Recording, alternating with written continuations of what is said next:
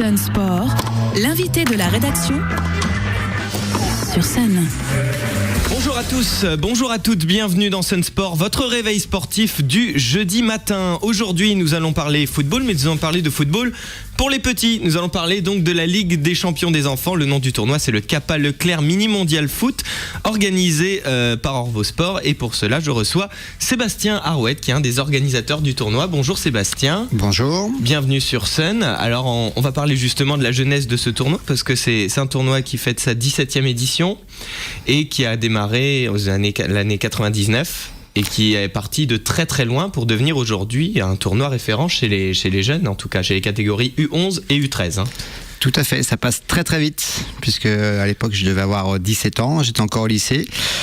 Et puis dans un délire avec les dirigeants, on s'est dit on va monter un tournoi avec secrètement l'idée d'en faire un très très bel événement sur la durée.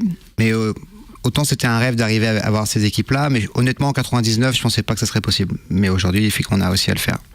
Oui, c'est vrai que ce tournoi est parti de très très loin. Alors aujourd'hui, c'est un tournoi international qui regroupe des équipes venant de plusieurs pays. Mais aujourd'hui, au début plutôt, pour revenir au tout début, est-ce qu'il y avait cette prétention d'aller jusqu'à inviter des équipes comme les jeunes du FC Barcelone, de Liverpool, de Chelsea Moi, c'était un rêve. J'ai eu la chance de faire le Mondial de la Saint-Pierre, de faire l'Eurofoot de Vigneux. J'ai jamais été un grand joueur. J'étais un joueur très moyen de niveau départemental et régional. Et mes meilleurs souvenirs, c'était de faire ces tournois-là. C'est une chance unique. Parce que forcément, jamais j'aurais pu jouer sur un terrain de Ligue 1 ou de Champions League. Donc, de jouer contre le PSG, de jouer contre Rotterdam, de jouer contre Palerme, ça marque un parcours de jeune footballeur.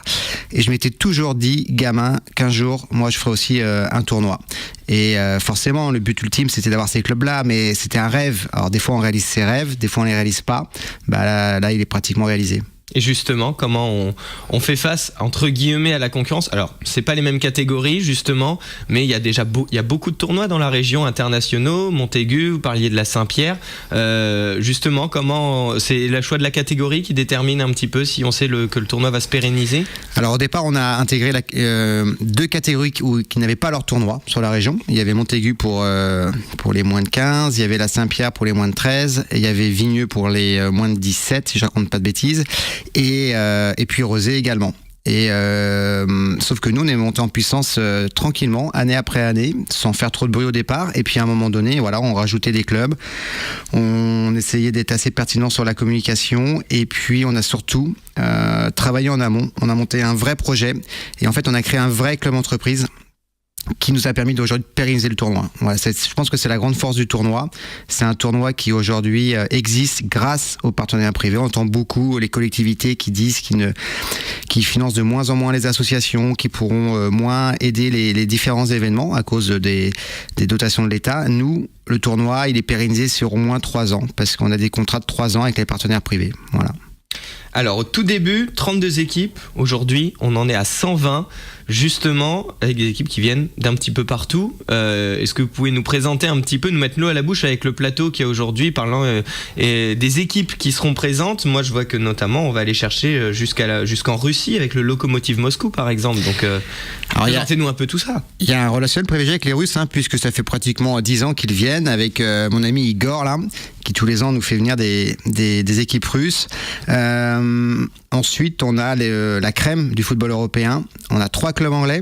Le championnat anglais aujourd'hui est une vraie référence. On dit souvent que c'est le plus beau championnat anglais, c'est celui qui fait rêver. Donc d'avoir Chelsea, d'avoir Liverpool, d'avoir Manchester, pour nous c'est extraordinaire. Ensuite, on a Barcelone. Manchester City, ouais. Champion d'Angleterre en titre quand même. Forcément. Et donc Barcelone pour l'Espagne, enfin plutôt la Catalogne, il faut le préciser, puisque pour l'anecdote, le Barça il y a 4 ans pour participer avait mis des conditions, outre forcément de différentes prises en charge, mais il fallait à tout prix que le drapeau catalan et l'hymne catalan soient joués et non l'hymne et le drapeau espagnol, quoi. Plus la Juventus en Italie. Voilà, donc on a vraiment ce qui se fait de mieux sur la place européenne, à part l'Allemagne, mais on désespère pas un jour de les avoir chez nous. Et justement, mêlé à ces très grands noms du football mondial, on a Orvault, on a des clubs locaux, on a la JSC Bellevue. J'imagine que là, par contre, autant il faut peut-être aller chercher un petit peu plus les clubs étrangers, autant tout ce qui est club local, la liste, elle doit être longue comme le bras du nombre de clubs qui veut participer à ce mondial. Exactement. Et autant le tournoi aujourd'hui, c'est un vrai plaisir de l'organiser, on prend beaucoup de plaisir. Autant des fois faire le choix des équipes et de répondre au téléphone tous les jours ou de répondre aux mails qui arrivent tous les jours, ça devient un peu pénible parce qu'on s'en sort pas. Et les critères sont très difficiles à mettre en place. Contrairement à d'autres tournois, on ne mettra jamais en place de qualification. On essaye de faire plaisir à un maximum d'équipes. Et l'essence même du tournoi, l'ADN du tournoi, c'est justement de faire jouer le petit contre le grand, de proposer des affiches uniques. C'est à Orvault et nulle part ailleurs. Il n'y a qu'à Orvault qu'on peut voir des matchs Orvault-Barcelone, Sautron, Manchester, Saint-Herblain, Juventus. Voilà, ça c'est unique. Alors justement, vous parliez de cette idée de rêve en début d'interview que du coup les enfants d'aujourd'hui peuvent vivre dans ce tournoi, mais à l'inverse, les gros qui affrontent les petits, l'état d'esprit dans lequel sont les jeunes enfants, donc de Barcelone, de Chelsea, Liverpool, Manchester City, de la Juventus Turin, dans quel état sont-ils lorsqu'ils affrontent des petits clubs? Alors évidemment, au-delà de tout professionnalisme et de l'envie de gagner, comment ça se passe sur le terrain? Ça se passe très bien.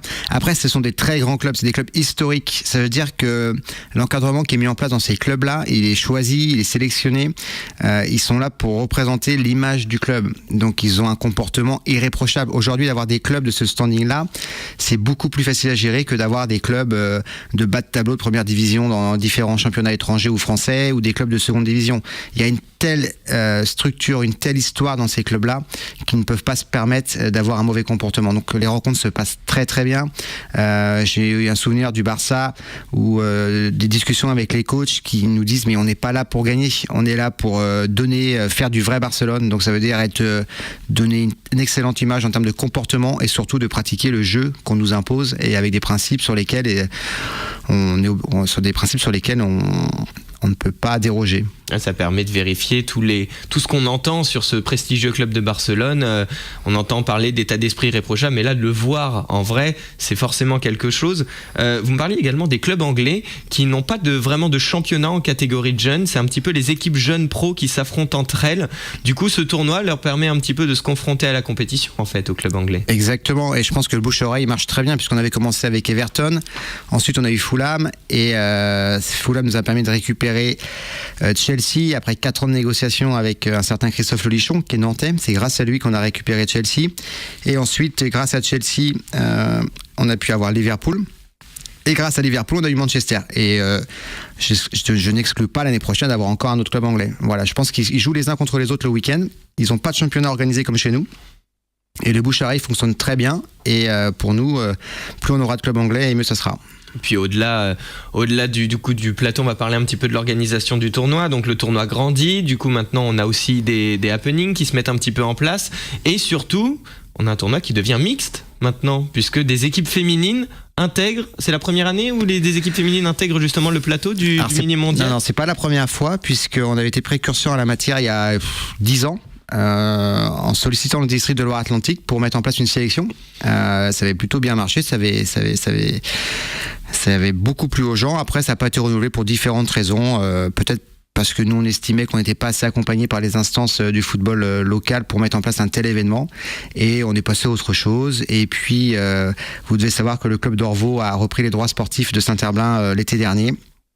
Et dans le nouveau projet du club, le mini-mondial prenait une part aussi importante dans le développement du football féminin. Donc les équipes d'Orvault féminines joueront et il y aura également le Paris Saint-Germain qui se déplacera avec des U14 filles dans le tournoi U13 et des féminines U12 dans le tournoi U11. Et il y aura également, il me semble, un match de gala entre des féminines U19. Est-ce que vous nous en parlez un peu aussi? Alors c'est un match de gala, mais c'est aussi avant tout un match de championnat. Championnat U19 de foot féminin entre l'équipe première d'Orvault U19 et celle du Paris Saint-Germain. Donc ça va être à 18h30, juste après la fin de la phase éliminatoire du mini-mondial. Alors justement, on va détailler un petit peu le programme. Déjà, donc, au Leclerc Orvaux-Grandval, on a un petit musée du mondial, c'est ça qui est en place depuis le début de la semaine? Tout à fait, on a la chance d'avoir 2 partenaires naming qui sont Kappa et Leclerc, plus après 5 parents officiels. Et le but, c'est, on fait pas du partenariat pour faire juste récupérer un chèque. C'est vraiment donnant. On essaye de créer des animations, de faire le buzz un petit peu partout. Et dans la galerie commerciale Grandval du Leclerc, il y a les 120 maillots qui sont exposés au plafond. Donc c'est assez drôle et ça monte l'esprit du tournoi puisque les maillots des petits clubs sont mélangés avec les maillots des grands. Et donc, vendredi, samedi, dimanche, 3 jours de tournoi avec même des matchs en nocturne. Alors là, c'est carrément l'ambiance Ligue des Champions. Je me souviens d'ailleurs une année où j'étais assis au tournoi où il y avait la petite musique Ligue des Champions. Toujours. C'est resté ça quand ils rentrent les joueurs? Avant chaque match, déjà il y a 6 terrains. Ah. Voilà, c'est magique. C'est pas beau, la radio? C'est exceptionnel.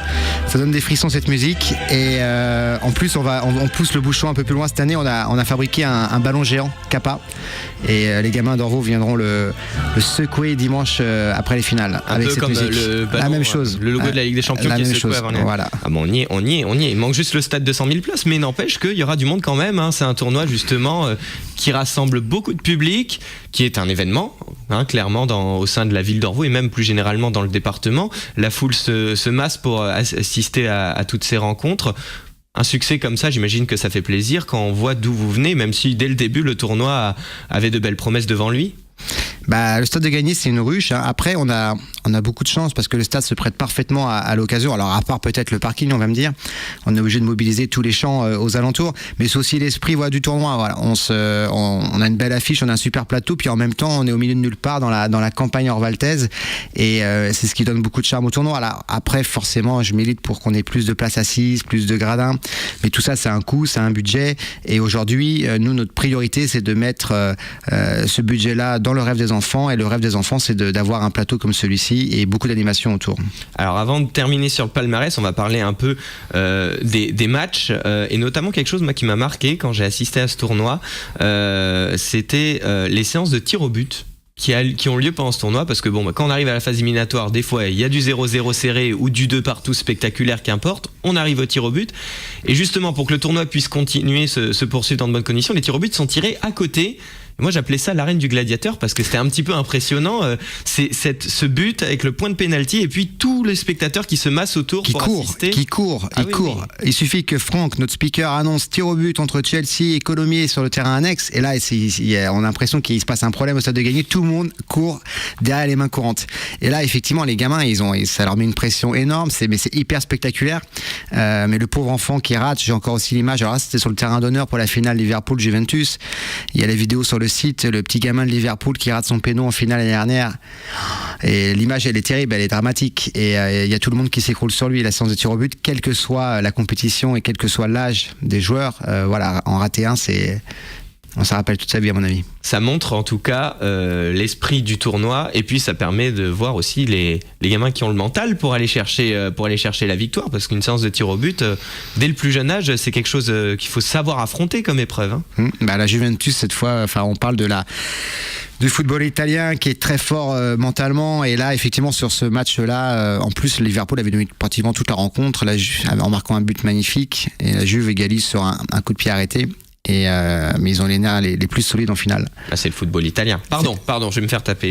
C'est exactement ça, c'est le football italien. Mais ce qui est très drôle, c'est de voir vraiment la culture de les voir. En fait, c'est des footballeurs en miniature. Mais on a l'impression de voir les grands. Déjà, ils ont le même maillot, ils ont les mêmes mimiques. L'image qui est véhiculée par l'équipe première, souvent, c'est la même que chez les petits. Voilà, c'est vraiment très, très, très drôle à observer. Alors, quand on regarde le palmarès, on a eu une première partie avec Bois et Pornichet, ensuite une petite parenthèse avec Aubervilliers, la Mélinette. Le dernier vainqueur français, c'est le FC Nantes en 2013. L'année dernière, c'est 2 clubs étrangers qui se sont imposés. Mais forcément, avec l'internationalisation du tournoi, c'est plus compliqué de voir une équipe vraiment locale hors FC Nantes s'imposer. Est-ce qu'il y a un petit exploit qui est possible chez certaines équipes de jeunes? Bien sûr, l'année dernière, Bellevue perd en quart de finale contre le futur vainqueur, Sporting de Riron. L'avantage avec les U11 et les U13, c'est que tout est possible. Le match il dure 19 minutes en poule, 17 minutes en phase finale. Sur un match, tout est possible. Après, plus le match est long et plus c'est compliqué, mais il suffit qu'une équipe ait une superbe génération. Je repense à Boye en 99. Si aujourd'hui on avait un club amateur de Loire-Atlantique qui avait la même génération que Boye aujourd'hui, cette génération-là pourrait très bien se retrouver dans le dernier carré. Hein. C'est jouable, c'est possible. La magie de la coupe en soi. Exactement, c'est la magie de la coupe, le petit contre le grand, c'est l'état d'esprit du tournoi. Merci beaucoup Sébastien Harouet d'avoir été avec nous. Merci pour ce Sun Sport. La semaine prochaine, nous parlerons basket avec le BCSP Rezé. D'ici là, émission spéciale, mais Charles va nous le rappeler, tout ça en direct du Kappa Leclerc Mini Mondial Foot. Merci à tous, bon réveil sur scène.